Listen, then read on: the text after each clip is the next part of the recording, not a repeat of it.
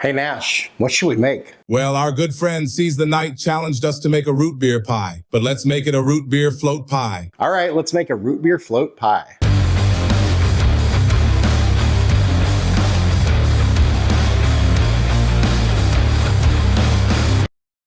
Welcome back to Chaos Kitchen, where apparently now we make pies. After we made that Mountain Dew Baja Blast pie, one of our good friends, Seize the Night, issued us a challenge to make a root beer pie. Now, I may have taken some liberties with this one, but I decided root beer pie, but root beer float pie sounds even better. So today, we're gonna make a super easy, no-bake root beer float pie. I think it's gonna be delicious, so stick around and find out. And without further ado, let's go. Okay, so similar to our Mountain Dew one, although this one's gonna be a lot easier and a lot quicker, and I think way more delicious. I mean, I guess unless you don't like root beer floats, in which case, why are you watching this? But hey, if you are and you don't like it, thanks for watching, because I guess that just means you like me, so, aw, thanks. One of the first ingredients we need is a root beer extract. I could not find one. The only thing I could find was ordering on Amazon. That was gonna take like 2 weeks to get here, so we're just gonna make our own. I know a concentrate isn't exactly the same thing as an extract, but this should work. So we're gonna start in a small sauce pot with about a cup of root beer. So we're gonna turn this on to medium low to low, depending on how much time you wanna spend doing this. And if you're doing other things or not, because if you're doing other things, I would go low, because we don't want the sugar to burn. But if you can monitor it, then you could do medium or something in between. It's up to you. Once we bring that up to a simmer, you just wanna stir pretty continually. I mean, it doesn't have to be continually, like we're not making like a hollandaise or something, but you do wanna stir pretty often, like I said, just to keep the sugars from burning. So we want to reduce this to about a quarter cup. So we start with a cup. So we wanna reduce this by about 75% and turn it into a nice like root beer syrup. So for now, we wait.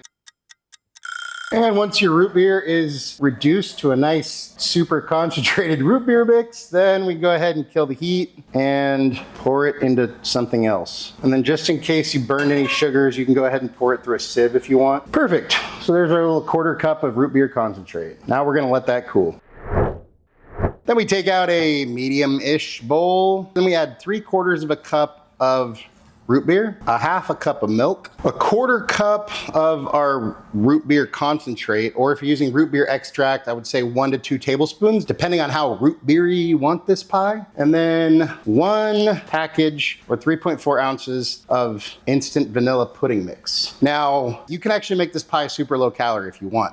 You can use skim milk, or maybe some almond milk might work, I'm not sure. You could use sugar-free root beer, the extract, and then we're gonna use some Cool Whip, but you could use the reduced calorie Cool Whip and then make yourself a pretty low calorie pie that might taste pretty good, I don't know. So then we're just gonna kind of whip this together, get everything incorporated, try to get it smoothed out, and just until we get this mixture thickened. Allegedly, this should come together in about 2 minutes. And once your mixture is smooth and nicely thickened, then we take a tub of Cool Whip. You can't have a pie without Cool Whip. Cool Whip? Cool Whip, yeah. You mean Cool Whip? Yeah, Cool Whip. Cool Whip. Cool Whip. Cool Whip. Cool Whip. Like I said, if you're trying to make this more low calorie, you could use the low calorie Cool Whip. And then we just fold this into our mixture. Then take out a graham cracker pie crust. Feel free to make your own, but you know how I feel about that. Just use the one from the store. And then we just add our filling to our pie crust. Did we make too much? We might have. Oh well, that's fine. This will work. Maybe buy a 2-pack of the pie crust, because you could easily have made 2 pies with that recipe. Then we're gonna take this and throw it in the freezer for about 8 hours or overnight. So you can make this in the morning and do it, and it'll be ready by dinner time, or just in the morning, and then you can just kind of keep it frozen. So off to the freezer we go. And here's our root beer float pie, nice and frozen. Now we're gonna top this with some whipped cream, but I learned the hard way that only put the whipped cream on the pieces you're about to serve. Otherwise, then when you put it back in the fridge, it all melts and just looks sad. So let's try this. And there we have our little slice of root beer float heaven. Oh my, I made a mess. And then we'll just go ahead and do a little, and boom, there we go. And then if I had a cherry, I'd put it right there, but I don't. So we won't. And there we have our root beer float pie. And it's time for a bite. Cheers. I wasn't sure it would work, but this absolutely nails the root beer float flavor. It's light, it's delicious, it's sweet, but it's not overly sweet, it's not overly heavy. It's a very light dessert because I think all that Cool Whip and stuff. If you like root beer floats, or if you like anything, if you're human, go try this because it's really, really good out of 10. And hey, that's what I think, but let's see what Nash thinks. Hey bud, how you doing? I'm good, man. Was just checking on the local laws to see if a dog can run for mayor. I know there's a dog mayor somewhere in the Midwest, but I know I'd be way better. Well, check it out. We made this root beer float pie that you wanted. Well, here you go. What do you think? Oh, that's colder than I expected, but it is quite good. Really nails the nostalgia of a good old root beer float. Anything you want to say to your fans? If you're hearing this, congratulations, you're alive. If that's not something to smile about, then I don't know what is.